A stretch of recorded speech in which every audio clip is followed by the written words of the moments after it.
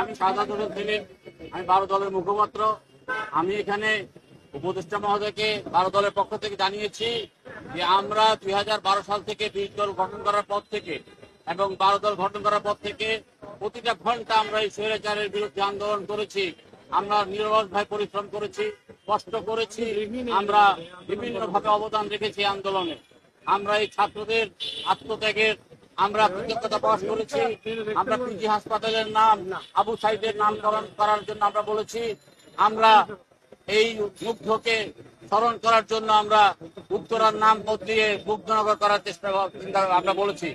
আমরা সেদিন শপথ অনুষ্ঠানে জিএম কাদেরের উপস্থিতিকে আমরা ঘৃণাভরে প্রত্যাখ্যান করেছি। আমরা কাদের সিদ্দিকী, মেজর মন্নানকে আমরা সেদিন দেখে আমরা হতাশ হয়েছি, কথা বলেছি।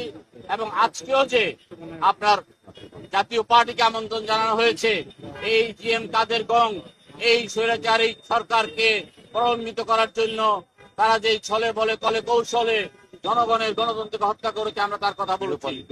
আমরা বলেছি যে চট্টগ্রাম বন্দরকে বিদেশিদের হাতে তুলে দেওয়ার জন্য সালমান ইব্রাহিম সহ যে চক্রান্ত করেছে, চট্টগ্রামের সন্তান হিসাবে ডক্টর ইউনূস সাহেব যেন খেয়াল রাখেন চট্টগ্রামের শ্রমিক কর্মচারীদেরকে বেকার করে আজকে যে ষড়যন্ত্রমূলক ভাবে চট্টগ্রাম বন্দরকে বিদেশিদের হাতে তুলে দেওয়ার জন্য যে হীন প্রচেষ্টা বিগত সরকার নিয়েছে তা রহিত করে চট্টগ্রাম বন্দর যেন বাংলাদেশের সম্পদ হিসেবে থাকে, আমরা সেভাবেই আমরা উপদেষ্টা মহোদয়ের সাথে কথা বলেছি।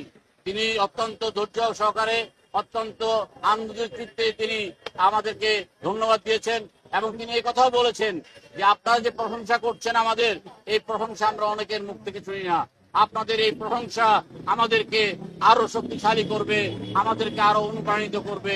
আমরা বলেছি আমরা আপনাদের সাথে আছি, আপনারা সংস্কার করেন, আপনারা বিচার বিভাগে সংস্কার করেন, আপনারা নির্বাচন কমিশন সংস্কার করে একটি সুষ্ঠু নির্বাচনের আপনারা রোড ম্যাপ আপনারা যত তাড়াতাড়ি সম্ভব জাতির সামনে উপস্থাপন করেন।